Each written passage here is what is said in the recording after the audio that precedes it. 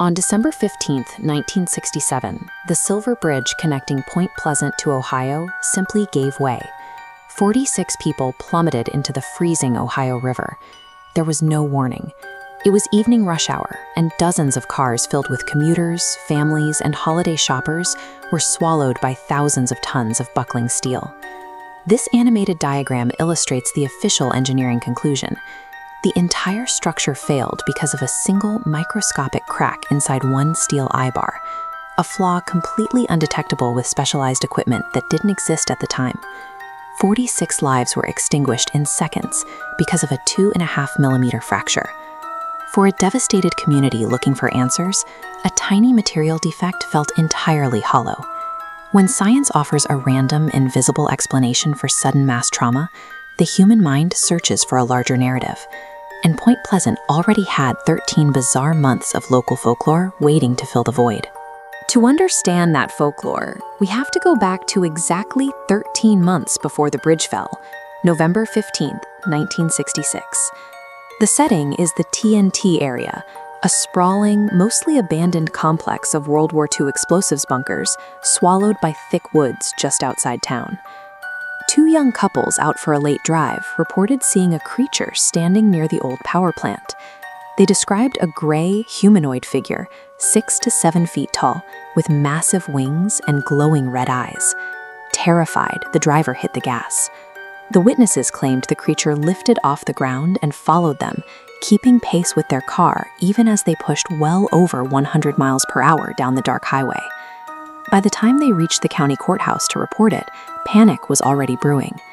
The local sheriff quickly stepped in, offering a grounded biological explanation to keep the town calm. He suggested the couples had simply startled a sandhill crane. These birds are unusually large, and in the dark of rural West Virginia, a crane's eyes reflecting sweeping car headlights could easily look like glowing red orbs. It was a perfectly logical conclusion, but logic rarely survives a collision with genuine terror. The witnesses insisted a bird couldn't chase a car at highway speeds, and the sightings continued. The local rumor caught the attention of paranormal investigator John Keel. When he arrived in Point Pleasant, his presence acted as an accelerant for the growing town panic. This web diagram shows Keel's investigation. Beyond the winged creature, he gathered reports of malfunctioning radios, UFO sightings, and strange men in dark suits, pulling unrelated events into one massive narrative. He even introduced a telepathic entity called Injured Cold, rapidly expanding the town's folklore. Over 100 encounters were reported across 13 months, yet investigators found zero physical proof. No photographs, no footprints, and no biological trace of a massive predator living in the woods. Then came December 15, 1967, the moment the Silver Bridge collapsed. Into the Ohio River, the creature sightings stopped completely. The town went from a year of constant supernatural hysteria to absolute silence, directly following a massive loss of life. That timing forced the community to draw a chilling correlation between the monster and the broken bridge. In the shadow of the wreckage, the past 13 months of sightings were reevaluated. The creature became a deliberate warning of the bridge's failure. Two distinct interpretations emerged. Some believed the Mothman was a sympathetic omen, trying to alert the town to the impending tragedy. Others speculated it was a demon that had actively caused the collapse. The reality of the cleanup operation was strictly industrial. Engineers pulled the broken steel from the river and proved exactly why the structure gave way. There was no supernatural interference, but an omen gives a tragedy a plot. A tiny, undetectable fracture in cold steel means that death can arrive on any Tuesday commute without a shred of meaning. Believing in a dark harbinger is psychologically easier to digest than accepting the terrifying randomness of sudden death. The collapse of the Silver Bridge birthed the modern myth of the Mothman, and nearly 60 years later, Point Pleasant hasn't forgotten the disaster, but they have fully embraced the monster that rose from it. When the 13-month cluster of sightings around Point Pleasant finally ended, it left investigators with an immediate problem. Dozens of otherwise rational, credible witnesses claimed they saw something impossible, yet they left behind zero physical proof. No feathers, no bones, and no definitive photographs were ever found. Likely answer was that the monster was actually a misidentified large bird. The abandoned TNT area is a documented habitat for large birds of prey. A sandhill crane, which can stand up to 4 feet tall with a wingspan of over 6 feet, makes a highly plausible candidate for the giant winged silhouette witnesses reported in the dark. To explain the legendary glowing red eyes, skeptics frequently point to the barred owl. When an owl is caught in the glare of automobile headlights on an unlit road, its retinas reflect the light in a way that creates a startling, fiery red glow. But biological explanations hit a wall when compared directly to the specific claims in the police reports. As this chart shows, the creature kept pace with a speeding car, far exceeding a barred owl's flight capabilities. Furthermore, witness after witness described an upright humanoid posture. Avian anatomy simply doesn't match a creature standing firmly on 2 muscular legs. Because the eyewitness details remained remarkably consistent, believers argue the creature could be an unclassified, real-world animal. They point to real-world precedents like the okapi, a large, giraffe-like mammal that successfully avoided Western science entirely until the early 20th century. This creates an absolute deadlock. Plausible science can't account for the high-speed pursuit or the physical stance, and the terrified witnesses couldn't produce a single shred of hard evidence to prove what they saw. The community was left holding a bizarre shared trauma with no clear way to process it.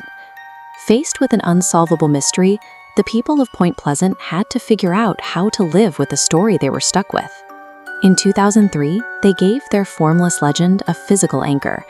The town erected a 12-foot polished stainless steel statue on Main Street, complete with reflective red eyes, and opened a dedicated museum filled with newspaper clippings and artifacts from the original 1960s encounters.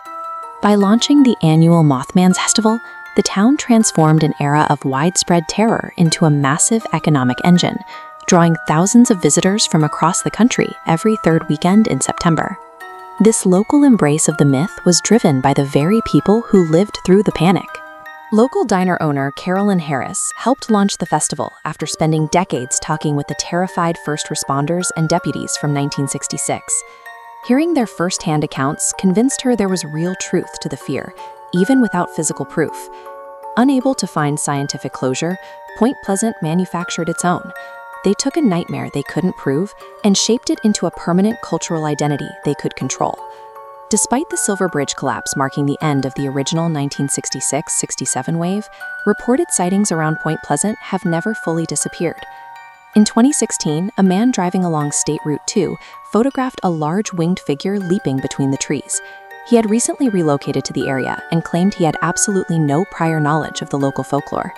Then, in December 2023, another report surfaced deep inside the original TNT area. Witnesses photographed a massive, jet-black figure soaring through the sky, moving with a flight pattern that they insisted didn't match any bird species native to the region. Reviewing the 2023 photographs, skeptical analysts quickly offered a grounded biological explanation. They concluded that the dark silhouette was most likely a large local raptor, such as a turkey vulture. But the phenomenon has refused to stay confined to the West Virginia woods. Modern sighting compilations tracking reports up through 2026 show the legend mapping a path far beyond its origins, with encounters reported against the urban backdrop of Chicago. These ongoing reports complicate the town's tidy historical narrative. Whether it is a physical entity or an evolving psychological phenomenon, the Mothman remains an active reality today. Today, nearly 60 years after that first sighting on a dark road, Point Pleasant sits quietly along the Ohio River, a rebuilt community permanently tied to the unknown. Whether the creature was an aggressive owl, an undiscovered animal, or a town's shared hallucination, ultimately no longer matters to the town's survival. By integrating this unresolved mystery into its modern identity, the community transformed the events of 1966 into a permanent source of local pride. Point Pleasant's true achievement lies in its enduring capacity to live comfortably alongside an impossible mystery. For 13 months in the mid-1960s, something convinced ordinary people they saw the impossible. A community built a lasting identity simply looking up.